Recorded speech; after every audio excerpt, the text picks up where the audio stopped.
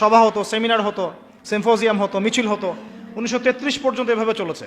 তারপর 1933-এর পরে 33 থেকে 40-এর মধ্যে আল কাসাম ব্রিগেড তৈরি করা হয়েছে। আল কাসাম ব্রিগেড এর নেতৃত্ব দিয়েছিলেন ইজউদ্দিন কাসাম। কি নাম? ইজউদ্দিন কাসাম। তিনি এটাকে সশস্ত্র আন্দোলনের রূপ দিয়েছিলেন।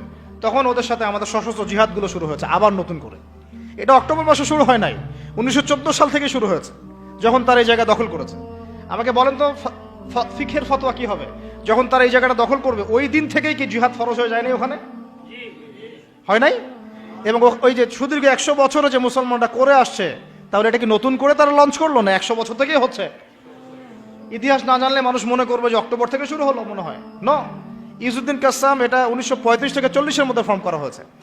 দীর্ঘদিন এভাবে চলতে আসে 48 সাল পর্যন্ত ব্রিটেনের সহযোগিতায় তারা ওই রাষ্ট্রের মধ্যে ঘাঁটি গেড়ে বসতে পারলো। কত সাল পর্যন্ত? 48। তারপরে ওয়ার্ল্ডের মধ্যে একটা পরিবর্তন আসে। ওই যে 45-এ যখন সেকেন্ড ওয়ার্ল্ড ওয়ার হয়, তখন রুলিং স্টেট চেঞ্জ হয়ে যায়, ব্রিটেনের জায়গায় চলে আসে আমেরিকা। এবং আমেরিকার হাত ধরে ওরা আরও শক্তিশালী হওয়া শুরু করে। ব্রিটেন ওদেরকে পেলে পোষে বড় করেছিল, আমেরিকা তাকে আরও বেশি তেল দেওয়া শুরু করলো। আস্তে আস্তে ওকে একদম ওই শিশু শাবক থেকে একদম দানবের রূপ দিল আমেরিকা। কথা বোঝার চেষ্টা করেন। ব্রিটেন ওকে শিশু শাবকের মতো মানে লালন পালন করেছে, আর ইউএসএ আসা রুলিং স্টেট হওয়ার পর ওকে দানবের আকৃতি দিয়েছে। সব ধরনের support, economic support, political support, geopolitical support, মিডিয়ার সাপোর্ট, প্রযুক্তির সাপোর্ট, পারমাণবিক ওয়েপন্স, এভরিথিং তারা প্রোভাইড করেছে। ওই 48 থেকে নিয়ে এই যে এখন 23 পর্যন্ত দফায় দফায় 4টা বা 5টা বড় বড় যুদ্ধ হয়েছিল। কারেন্ট অ্যাফেয়ার্সগুলো পড়ে দেখেন, আপনারা পাবেন 4টা 5টা দফায় হয়েছে। কিন্তু কোনোটাতেই মুসলমানরা আর পেরে ওঠে নাই। লাস্ট এই 100 বছরে মুসলমান আর পেরে ওঠে নাই। 5টা 6টা রাষ্ট্র মিলে একা তার সাথে লড়তে পারে নাই। সে একা 5-6টা রাষ্ট্রের এগেনস্টে লড়েছে। আপনি কি মনে করছেন তাদেরকে?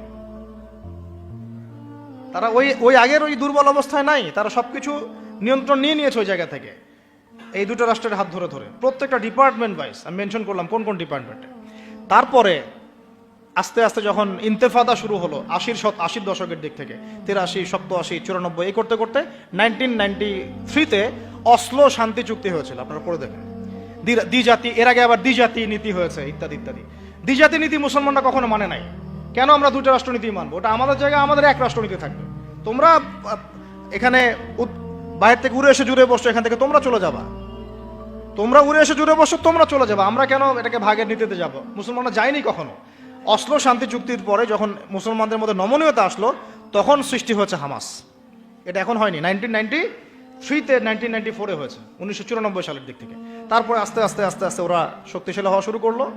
এবং চতুর্দিক থেকে ইয়েমেনের সাপোর্ট, এদিকে ইরানের সাপোর্ট, কিছু কিছু ক্ষেত্রে আরব কান্ট্রিগুলোর সাপোর্ট, কাতার, কুয়েত, আবুধাবি, লেবানন, জর্ডান, এদের সাপোর্টে আস্তে আস্তে ওরা ওই জায়গাটুকুর মধ্যে তাদের কার্যক্রম পরিচালিত করতে থাকলো।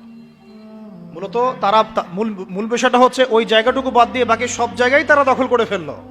আদতে সব জায়গায় পরাধীন, শুধু ওই জায়গাটা এখন পর্যন্ত স্বাধীন। কথা কি বুঝতে পারেন নাই? আদতে এই লাস্ট 100 বছরে তারা আরবের উপর নিয়ন্ত্রণ নিল।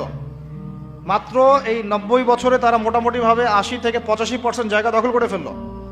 এদিকে পশ্চিম তীর বাদ দিয়ে আর গাজা বাদ দিয়ে বাকি থাকলো অল্প কিছু ল্যান্ড।